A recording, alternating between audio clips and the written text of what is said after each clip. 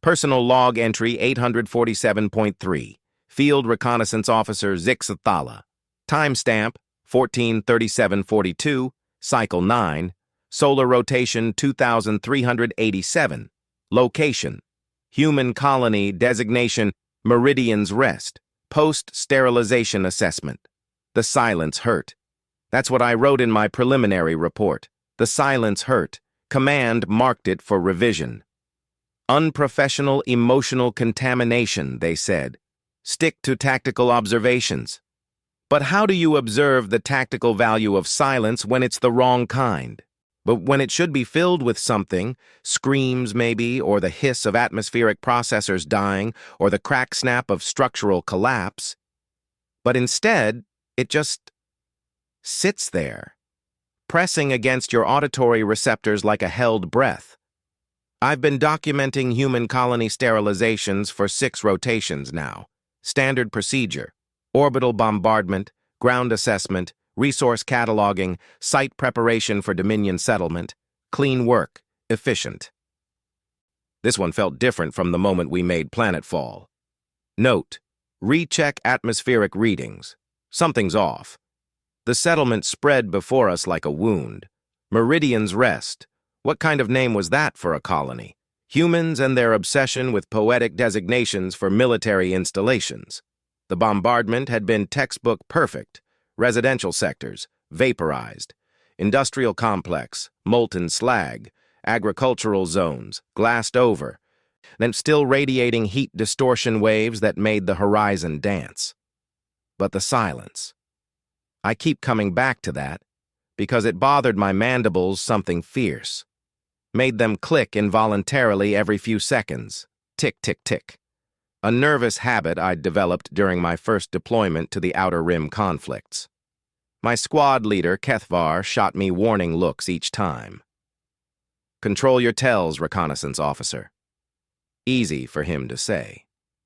Kethvar had nerve clusters surgically dampened for field work. A standard modification for senior infantry. Me? I was stuck with every twitchy, anxiety-producing synapse the makers gave me, because apparently, emotional sensitivity aids observational accuracy, according to my reconnaissance training manual. Emotional sensitivity. What a cosmic joke. The first body we found was in Sector 7, what used to be their market district according to pre-bombardment intelligence. A Dominion plasma strike had caught him mid-run, human male, seeing approximately their equivalent of middle-aged, clutching something that might have been groceries or supplies. The thermal bloom had fused his remains to the pavement in a grotesque sculpture of final desperation. Standard. Expected. I cataloged it without a second thought. Casualty assessment. Single male, civilian classification, 0 strategic value. But then Kethvar's scanner started picking up readings from the sublevels. Power signatures. Minimal but definitely artificial. Though we'd expected this, humans were notorious for their underground construction. Paranoid species, always assuming someone was coming to kill them. Turns out they weren't wrong. Probably automated systems, Kethvar muttered, adjusting his scanner's sensitivity. Emergency power cells dying slow, standard sweep and clear. I nodded, making notes. Possible infrastructure salvage opportunities in basement levels. Investigate for technological recovery. And the entrance to the underground complex was hidden beneath what used to be some kind of educational facility. Children's institution. They called them schools, if I remember the cultural briefings correctly. The metal blast doors had been painted with bright, cheerful colors that the heat wash from above had blistered and peeled into abstract patterns of horror. Someone had welded the doors shut from the inside. Recent work, I observed, running a claw along the crude metal seams. Oh, post-bombardment. Kethvar's eyes went flat. Survivors. The word hung between us like a condemnation. Survivors meant protocol violations. Survivors meant incomplete sterilization. Survivors meant someone's career was about to end badly, and it might be ours if we didn't handle this correctly. Could be automated systems, I said, but even as the words left my vocalization chambers, I knew better. Automated systems didn't weld doors shut. Automated systems didn't leave power signatures that fluctuated with what looked suspiciously like life support patterns. Kethvar was already activating his plasma torch. Whatever's down there dies today. That's how this ends. The metal peeled away like skin. The first thing that hit us wasn't the smell, though there was plenty of that, the close staleness of recycled air and unwashed bodies and fear sweat. It wasn't the heat, though the underground complex was stifling even by Dominion standards. It was the sound, singing. Someone down there was singing. Personal note: query cultural database for human recreational vocalizations. Possible significance to morale maintenance during crisis situations. The voice was small, young. Human children had distinctive vocal patterns, higher frequency ranges, less controlled modulation. But this wasn't random noise or emotional distress calls. This was structured, rhythmic, almost peaceful. Kethvar stopped dead in the access tunnel, plasma torch still humming in his grip. What in the void's name? It's a song, I said, checking my cultural reference files. Humans use them for comfort, entertainment, social bonding. Down here? I didn't have an answer for that. My emotional sensitivity training hadn't covered scenarios where the survivors of an orbital bombardment decided to hold concerts in their makeshift tomb. And the tunnel opened into a larger space, some kind of emergency shelter the humans had carved out beneath their educational facility. Emergency supplies lined the walls in neat rows. Water recyclers hummed quietly in the corners. Life support was minimal but functional. And in the center of it all, a human child sat cross-legged on the floor, singing to empty air. She couldn't have been more than 8 rotations old by human standards. Small even for their species. And with that translucent pale skin that showed the blue-green network of their circulatory systems underneath. Dark hair matted with dust and stress sweat. Clothing torn but clean like someone had been taking care of her. She looked up when we entered, stopping mid-verse, and I got my first good look at her eyes. Humans had the strangest eyes. Everyone knew that. Forward-facing like predators, but with those weird color variations. This child's were pale blue, the color of processed water or winter sky, but that wasn't what stopped my mandibles mid-click. It was that she didn't look afraid. Confused, maybe. Curious, definitely. But not afraid. Not of us. Clinical observation. Human juvenile displays atypical fear response to Dominion combat personnel. Possible psychological damage from bombardment trauma? Hello, she said in perfect Dominion standard. Kethvar's plasma torch wavered. I ran a quick linguistic analysis on her pronunciation. A flawless accent. Native-level fluency. This wasn't some basic contact protocol most human colonies maintained. This child spoke our language like she'd been born to it. You speak our tongue, I managed. She tilted her head, studying us with those unsettling blue eyes. My mama taught me. She said it was important to understand people who were different. Past tense. My mama taught me. I activated my scanner, sweeping the rest of the shelter. Life signs, 1. Just the child. But there were recent traces, heat signatures, DNA markers, signs of habitation. Multiple individuals had been here within the last few cycles. Where are the others? Kethvar demanded, his weapon trained on the little human. She looked at him for a long moment, then pointed toward a sealed section of the shelter. They went to sleep.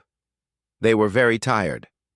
The sealed section read as a burial chamber on my scanner, crude but effective. Recent construction, post-bombardment. And they'd been dying slowly down here.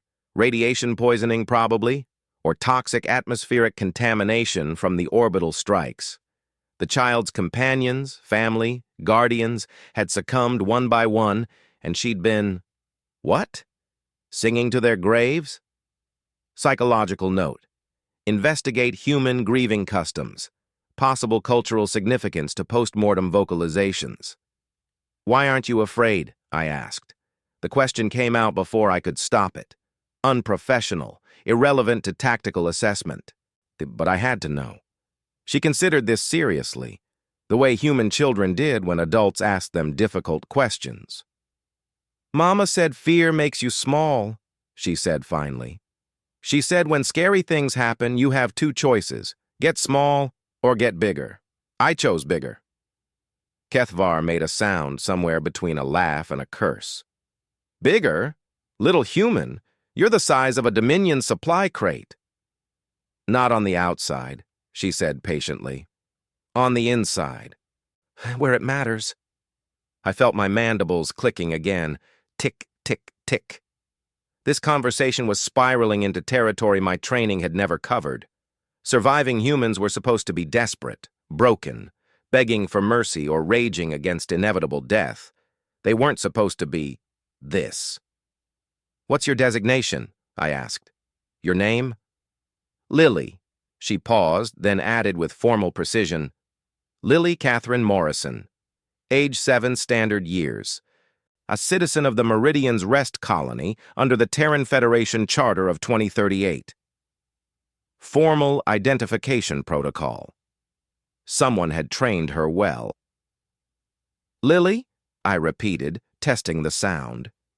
Human names were always so strange, short, simple syllables that somehow carried massive cultural weight. I am Reconnaissance Officer Zixthala of the Dominion 5th Fleet. This is Squad Leader Kethvar. She nodded politely. Pleased to meet you. Kethvar's weapon was still active. I still trained on her small form. Standard protocol demanded immediate termination of surviving human assets.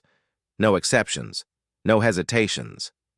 But something about the way she sat there, calm, centered, treating this like a social introduction rather than her execution, made pulling the trigger seem suddenly complicated. Kethvar, I said quietly. I know what needs doing, reconnaissance officer. She's a child. She's a human child. In 5 rotations, she'll be big enough to hold a weapon. In 10, she'll be breeding more humans. In 20, she'll be teaching them to hate us. His voice was flat, professional. This is how we prevent future wars. Lily was watching this exchange with interest, head tilted like she was trying to puzzle out the subtext. Are you going to kill me? She asked. The directness of it hit me like a plasma bolt. No fear, no pleading. Just a 7-year-old human asking a tactical question.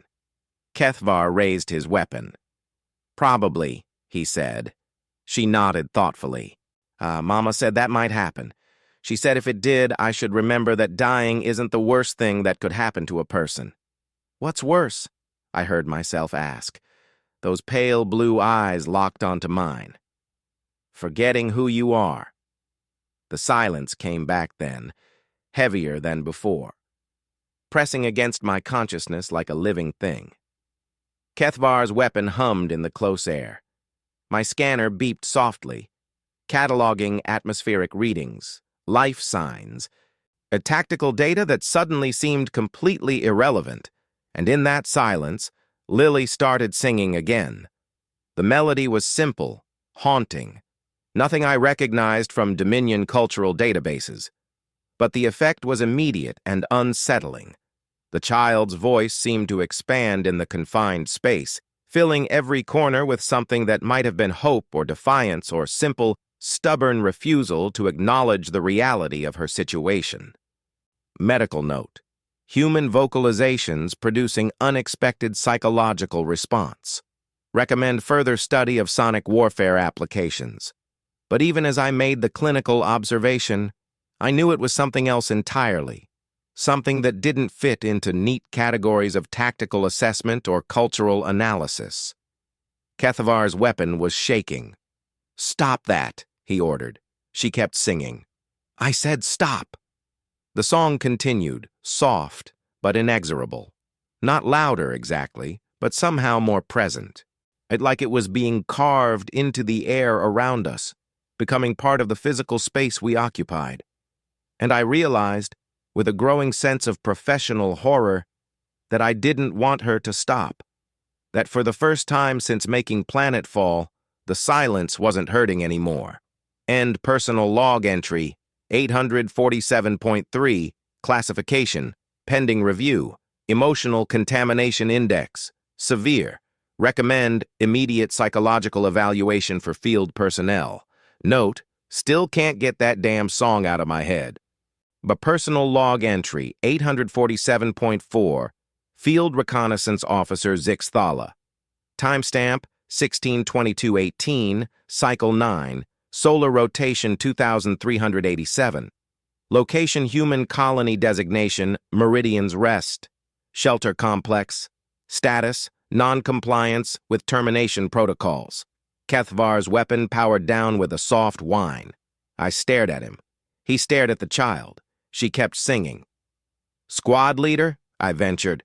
Shut up, reconnaissance officer. His mandibles were clicking now, too. Tick, tick, tick, tick. The rapid-fire anxiety patterns I'd never seen from senior infantry before. The kind of tell that got you cycled back to training facilities for psychological reconditioning. Lily finished her song and looked up at us expectantly, like she was waiting for applause or critique. When neither came, she shrugged and started humming something else, a different melody, lower and more complex. This is a problem, Kethvar muttered. Understatement of the rotation, I thought. But kept my observations to myself. The tactical situation had deteriorated past any scenario covered in my field manual. We had one surviving human civilian, age 7, who should have been terminated on site according to standard protocols. Instead, we were standing in her makeshift tomb, listening to her private concert, while my superior officer experienced what appeared to be a complete breakdown of military discipline. Sir, I said carefully, perhaps we should contact command for clarification of... No. The word came out sharp enough to cut atmosphere. No communications with command until I figure out what the void is happening here. What was happening was that a human child was systematically dismantling everything I thought I knew about psychological warfare without even trying. Technical observation. Review definition of weapon in Dominion military doctrine.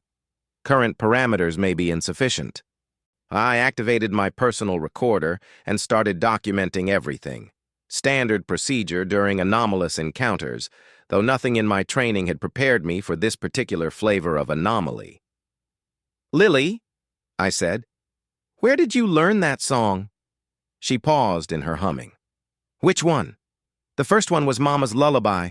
She sang it when I couldn't sleep because of the loud noises outside. The bombardment, she meant. The second one was from our music teacher, Miss Sarah. She said it was very old, from before humans went to the stars. Ancient human cultural expressions, I noted aloud. Possible historical significance. Why do you keep talking like that? Lily asked. Like what? Like you're reading from a book instead of talking to me. She tilted her head again, that bird-like mannerism that seemed to be standard for human juveniles. Are you nervous? The question caught me off guard. Nervous? Might I'm a Dominion reconnaissance officer conducting a post-sterilization assessment. I don't get nervous. She studied my face with uncomfortable intensity. Your mandibles are clicking. Mama said that meant Dominion people were worried about something. How in the void did she know that? Your mama had contact with Dominion personnel? Kethvar demanded, his professional instincts finally overriding whatever psychological paralysis the singing had induced. Sometimes, Lily said, before the war got bad. Mama worked with the trade delegation. She said understanding was important even when people disagreed about things. Trade delegation. I ran a quick search through my cultural database. Meridian's Rest had been one of the last human colonies to maintain diplomatic relations with the Dominion before hostilities escalated to total war. That explained the language fluency. It also explained something else.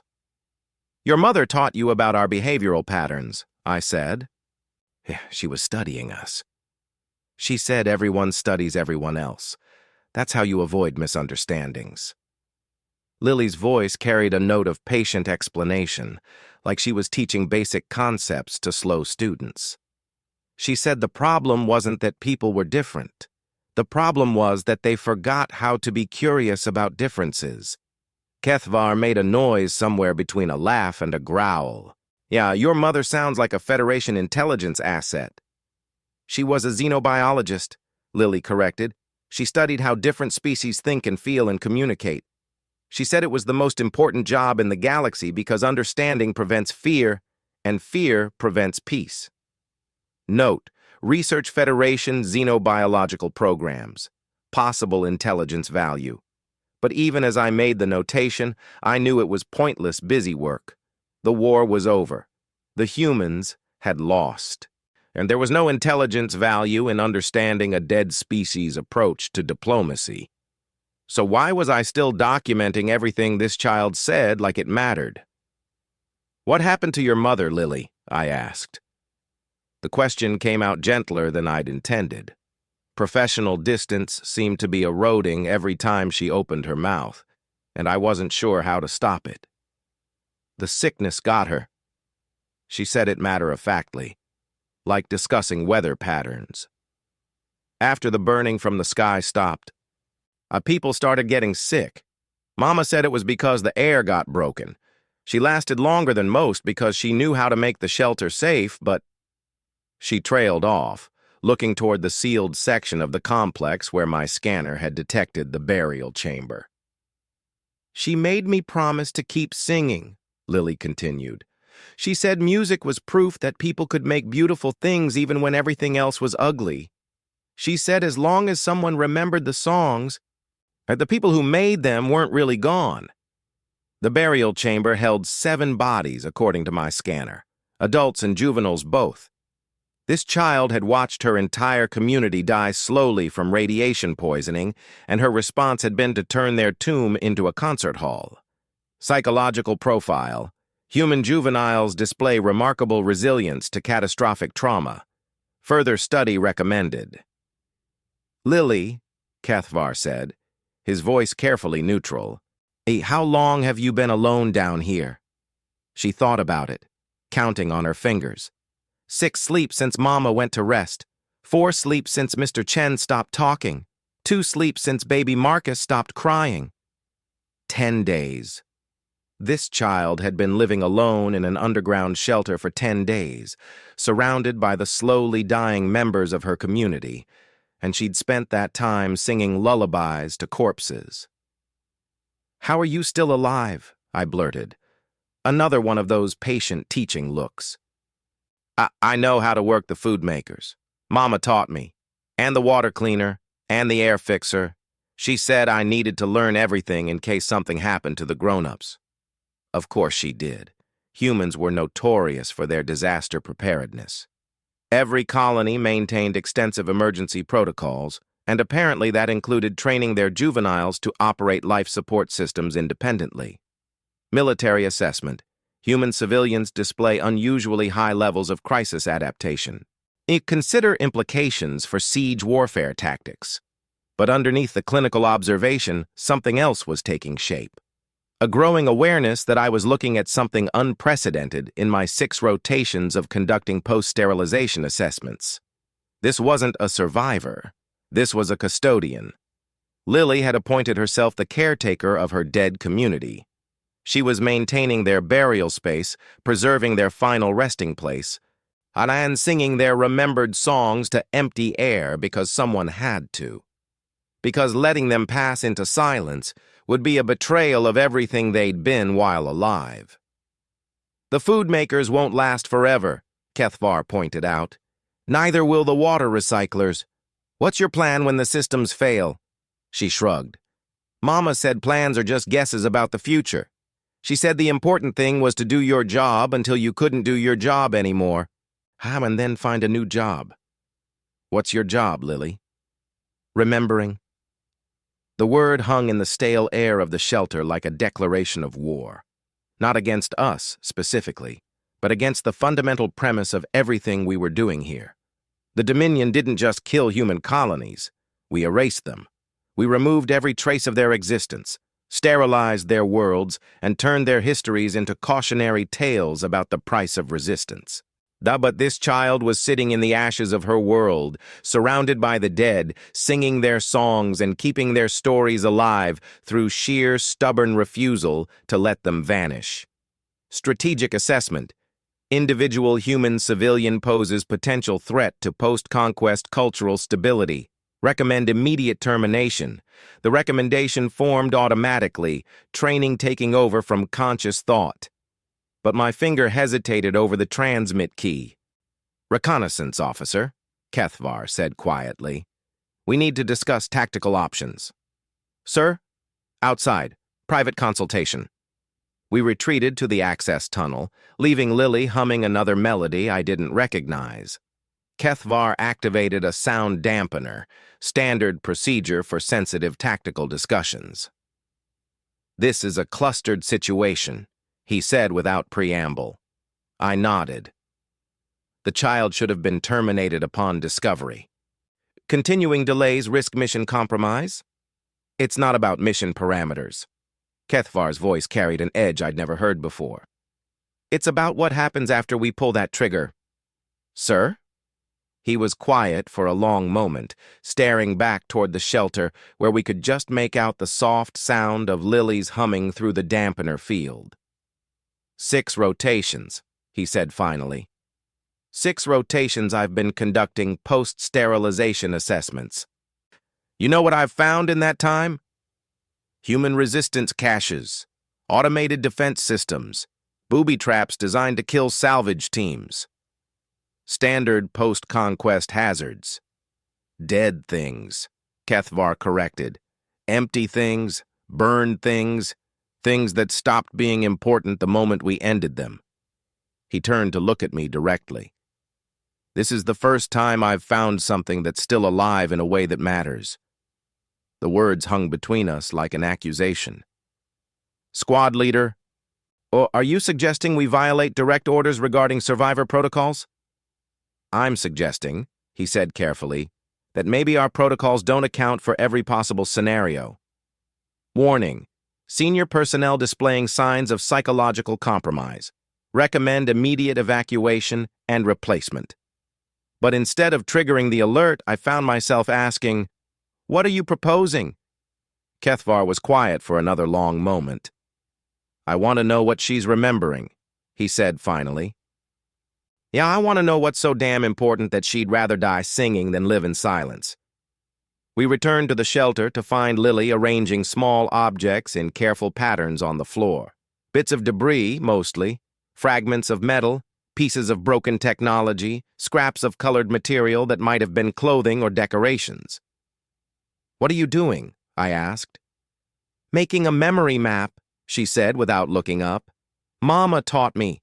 When you want to remember something important, you make it into a picture you can see.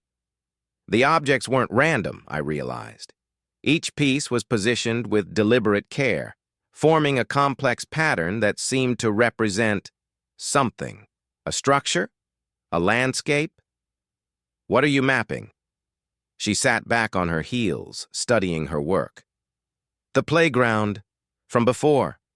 She pointed to a cluster of bright metal fragments. That's the swing set, and that's the slide, a piece of blue fabric. So, that's the sandbox where Marcus liked to dig holes. Marcus? Baby Marcus. He's sleeping now, but before the sickness, he loved the playground. He would laugh every time I pushed him on the swings. Really big laughs, like he'd discovered the best joke in the universe. Cultural note. Human juveniles maintain emotional attachment to deceased community members through commemorative rituals. But that clinical description didn't capture what I was actually seeing. This wasn't just a memory exercise. It was an act of defiance against erasure. Lily was rebuilding her world one remembered detail at a time, refusing to let the bombardment be the final word on what Meridian's rest had been. Tell me about the playground, I heard myself say. Kethvar shot me a warning look, but I ignored it. This was reconnaissance, technically. Cultural intelligence gathering. Lily's face lit up. The first real smile I'd seen from her. It was the best playground in 3 sectors, she said proudly. Mama helped design it. She said playgrounds were important because that's where children learned how to be friends with people who were different from them. She started rearranging her memory map, adding new details, telling stories about each piece. The swing set where she'd learned to pump her legs and fly. The climbing structure that looked like a spaceship where kids played elaborate games of exploration and first contact. On the quiet corner with benches where the grown-ups would sit and watch their children learn how to share, how to negotiate, how to turn conflicts into collaborations. There were Dominion kids there sometimes, she added casually. Before things got bad, their parents worked with the trade delegation too. The words hit me like a plasma bolt. Dominion juveniles? Playing with human children? Uh-huh. They were really good at the climbing games because of their extra arms. But they had trouble with the swings at first because their balance was different. She paused, studying one of the metal fragments. Cathara was my best friend. She taught me how to click proper greetings with my tongue. Alert. Evidence of pre-war cultural integration. Intelligence value. Significant. But underneath the automatic assessment, something else was happening. I was starting to see the shape of what had been lost here, not just a human colony, but a place where 2 species had been learning to coexist, where their children had been building the foundations for a peace that would never come. What happened to Cathara? I asked. Lily's expression grew sad. She had to go away when the fighting started. Her mama said it wasn't safe to stay. I never got to say goodbye. The simplicity of it was devastating. A friendship ended by species-wide war, reduced to a child's regret about missed farewells. Do you miss her? Kethvar asked quietly. Every day, Lily said. I keep hoping she remembers the playground, too. I keep hoping maybe someday, when the fighting stops, she'll come back and we can finish the castle we were building in the sandbox. She looked up at us with those pale blue eyes, and for a moment, I saw something that made my mandibles go completely still. Hope. Impossible. Stubborn, completely irrational hope that somehow, despite the orbital bombardment and the radiation sickness, and the fact that she was the last living soul on a dead world, things might still work out. That friendship could survive genocide. That memory could outlast war. That a child's promise to keep singing might be enough to hold back the silence forever. Final assessment. This human juvenile represents a clear and present danger to Dominion psychological warfare doctrine. A recommendation: immediate study and preservation for strategic analysis. Personal note: I'm in so much trouble. End personal log entry, 847.4. Classification: eyes only. Distribution: restricted pending review. Note: still humming. Can't make it stop. Personal log entry, 847.5. Field Reconnaissance Officer Zixathala. Timestamp, 1845-33, Cycle 9. The solar rotation, 2,387. Location: Dominion transport vessel. Inevitable victory. Status: unauthorized cargo manifest deviation. Classification: career suicide. The hardest part wasn't convincing Kethvar to violate direct orders. The hardest part was explaining to Lily why she had to stop singing during transport. But the quiet hurts, she said, sitting cross-legged in the cargo hold of our transport shuttle, and surrounded by emergency supplies and the carefully preserved memory objects she'd insisted on bringing. How do you make the quiet stop hurting without music? I didn't have an answer. In the 37 cycles since we'd lifted off from Meridian's Rest, I'd discovered that most of my answers were inadequate when applied to 7-year-old humans with inconvenient questions. The ship's audio sensors are very sensitive, I explained for the 4th time. If command detects unauthorized vocalizations in the cargo bay, they'll investigate. If they investigate, they'll discover you. If they discover you, you'll get in trouble for not killing me, she finished matter-of-factly. Kethvar laughed, a sound somewhere between admiration and despair. Kids got our tactical situation figured out better than most of my squad leaders. Tactical situation. What a sterile way to describe the complete implosion of everything I'd thought I believed about military service, species loyalty, and the fundamental nature of victory. We were approximately 6 hours out from Dominion Command Station Hegemony 7, where Kethvar was supposed to deliver his post-sterilization assessment, and I was supposed to submit my reconnaissance findings. Instead, we were smuggling a human child through Dominion space in direct violation of about 17 different regulations, 3 treaty obligations, and at least 1 universal law of physics that seemed to suggest you couldn't simultaneously be completely insane and completely certain you were doing the right thing. But here we were. Clinical observation. Proximity to human juveniles may cause spontaneous development of protective instincts in Dominion personnel. You recommend immediate quarantine protocols for all future contact scenarios. The observation felt hollow, even as I recorded it. This wasn't about protective instincts or some kind of cross-species biological programming. This was about the simple, devastating realization that some things were more important than following orders. Lily had spent the first 3 hours of our flight teaching me human songs. Not the lullabies or ancient melodies she'd been singing in the shelter, but complex harmonies that required multiple voices, songs designed to be shared between friends or family members. This is the echo part, she'd explained, demonstrating a call and response pattern.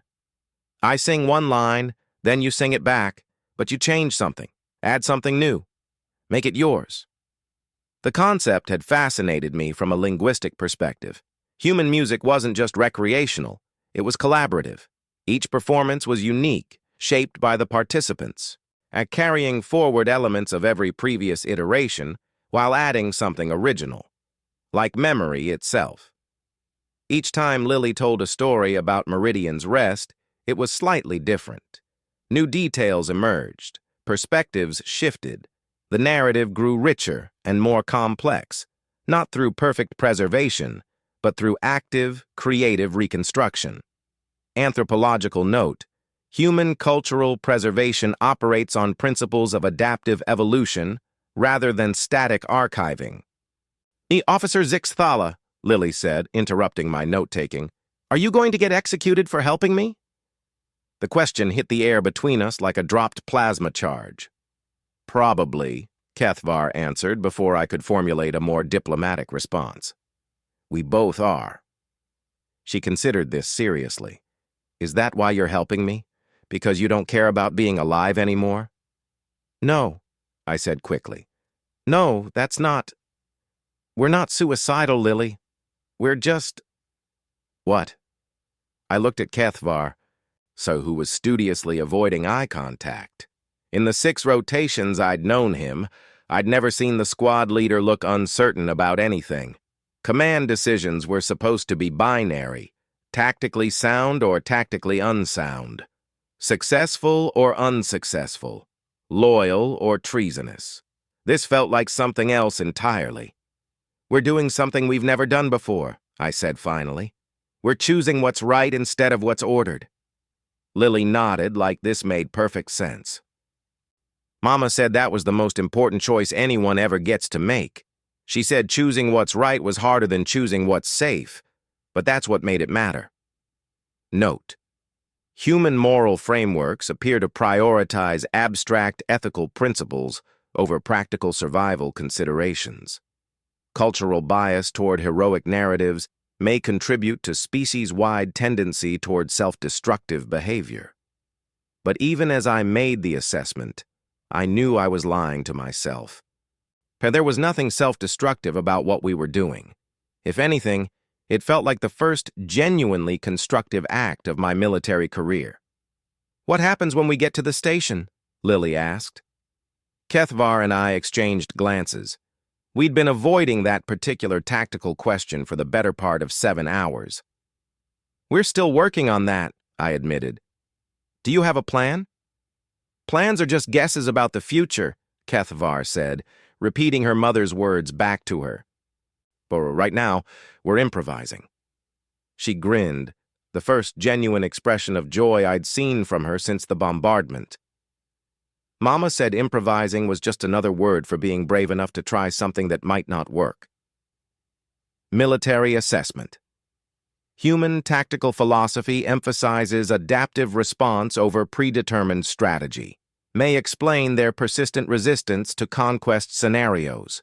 The transport's communication array chimed, indicating an incoming transmission from Hegemony 7.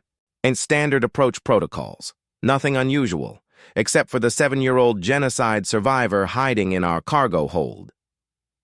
"Dominion transport inevitable victory," came the crisp voice of Station Command. "You are cleared for docking approach. Proceed to Base 17 for post-mission decontamination and debriefing." "Acknowledged, Station Command," Kethvar replied. "Transport inevitable victory proceeding to assigned berth." He cut the transmission and turned to look at Lily, who was listening to the exchange with intense concentration. "Lily," he said carefully, "in approximately 2 hours, we're going to dock with a Dominion military station. There will be security scans, personnel inspections, cargo manifests." "And if they find me, you die," she said. "If they find you, we all die." She was quiet for a moment, thinking with that serious intensity human children brought to important problems. What if they don't find me?" "What do you mean?" "What if I'm not here when they look?" I felt my mandibles start clicking again. "Lily, this is the enclosed transport vessel. There's nowhere to go that the scanners won't detect." "Are you sure?" There was something in her tone, a note of quiet mischief that made my reconnaissance instincts start screaming warnings. "What are you thinking?" Kethvar demanded. Instead of answering, Lily started singing again, softly under her breath, but unmistakably present in the confined space of the cargo hold. "Lily, I told you—" "Listen," she interrupted. "Not to the words, to the echoes." I activated my audio sensors, running a full spectrum analysis of the sounds in the cargo hold. Lily's voice, obviously, the hum of life support systems, atmospheric recycling, the subtle vibrations of the ship's propulsion systems, and something else. Her voice was spreading, not louder exactly, but somehow more diffuse. Like the song was being absorbed into the ship's structure itself, carried through the metal and circulated by the air recyclers until it became part of the ambient sound environment. "How are you doing that?" I whispered. "Mama taught me," she said proudly. "She said sound was just vibrations, and vibrations could travel through anything if you knew how to aim them right." Technical analysis, human juvenile demonstrating advanced understanding of acoustic engineering principles. Possible applications for stealth technology. But this wasn't about technology. This was about something far more sophisticated and infinitely more dangerous. Lily had figured out how to make herself invisible to our sensors not by hiding from them, but by becoming part of the background noise they were designed to filter out. She could sing herself into the spaces between detection. Make her voice so much a part of the ship's natural sound signature that security scans would read her as a maintenance hum or atmospheric fluctuation. "If I stay very still," she said, "and sing very quietly, and let the ship carry my song instead of forcing it out, then I'm not really here. I'm just another echo." The plan was insane. It was also brilliant, and it was absolutely, completely contrary to every principle of military security I'd ever learned. "Lily," I said slowly, that's the most tactically sophisticated infiltration concept I've ever heard." She beamed at me. "Mama said the best way to hide something important was to make it look like something nobody cared about." Strategic assessment. Human civilization may have been underestimated in terms of unconventional warfare capabilities. 2 hours later, we docked at Hegemony 7. The security scans were routine: cargo manifest review, personnel decontamination, standard post-mission protocols. And I submitted my reconnaissance report, heavily edited to exclude certain recent developments, while Kethvar handled the tactical debriefing. Lily spent the entire inspection process sitting motionless in the cargo hold, humming so softly that her voice blended seamlessly with the station's ambient noise systems. Every scanner that swept across her position registered nothing more suspicious than normal acoustic interference from the docking procedures. She was hiding in plain sound. A personal note: I'm either witnessing the most sophisticated display of human survival adaptation on record, or I'm having a complete psychological breakdown. Possibly both. The inspection team cleared our vessel for standard quarantine protocols and departure scheduling. No anomalies detected, no unauthorized personnel identified, mission parameters satisfied according to official documentation. Officially, Meridian's Rest had been successfully sterilized. No survivors, no complications, and no evidence of ongoing resistance activity. Unofficially, the last child of a dead colony was sitting in our cargo hold, surrounded by memory objects from a playground where two species had once learned to be friends, quietly humming the lullabies her mother had taught her while preparing for a journey to a place where her songs might finally find someone willing to listen. End personal log entry 847.5. Addendum personal log entry 912.7. Timestamp 06/15/41, cycle 15. To solar rotation 2387. Location: classified. Status: reassigned. Deep Space Reconnaissance Command never did figure out what happened to us. The official record shows that Field Reconnaissance Officer Zix Thala and Squad Leader Kethvar were transferred to a classified deep space assignment following their exemplary performance during the Meridian's Rest sterilization operation. Outstanding service ratings, commendations for thoroughness and professional dedication. The unofficial record is somewhat more complicated. We're stationed now at a deep space monitoring post on the edge of Dominion territory. Officially, we're conducting long-range surveillance of potential human resistance activity in the Outer Rim. Unofficially, we're running something that resembles a very small, very quiet school. Lily has been teaching us things, not just songs, though music remains central to what she calls the curriculum. She's been sharing the memory maps, the stories, and the techniques her mother taught her for understanding how different species think and communicate and find common ground despite their differences. Last week, she successfully mediated a dispute between our Dominion engineering staff and a group of refugee civilians from 3 different species who'd fled the conquest zones. The argument had been building for months: resource allocation, cultural misunderstandings, and the usual friction points that develop when people are forced together by circumstances beyond their control. Lily listened to all sides, asked careful questions, and then suggested they build a playground. It sounds absurd when I put it in writing. But the playground is real now. A small recreational space constructed from salvaged materials, designed through collaborative input, where the engineering staff's juveniles play elaborate games alongside refugee children from across the galaxy. And the arguments have stopped. Cultural observation. Human juvenile demonstrates remarkable aptitude for cross-species diplomatic mediation. Recommend expansion of current experimental protocols. The experimental protocols involve approximately 17 unauthorized personnel who've been gradually reassigned to our station over the past few months. Word travels, even in deep space, especially when it's accompanied by recordings of impossible songs that seem to carry solutions to problems no one had figured out how to solve. We're not running a rebellion exactly. We're not trying to overthrow the Dominion or restart the war or rescue humanity from extinction.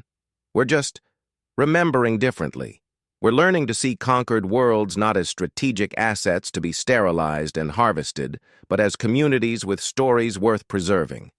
We're discovering that the children of enemy species can become friends with remarkable ease when given the opportunity. We're finding that some victories are worth more when they're shared than when they're imposed.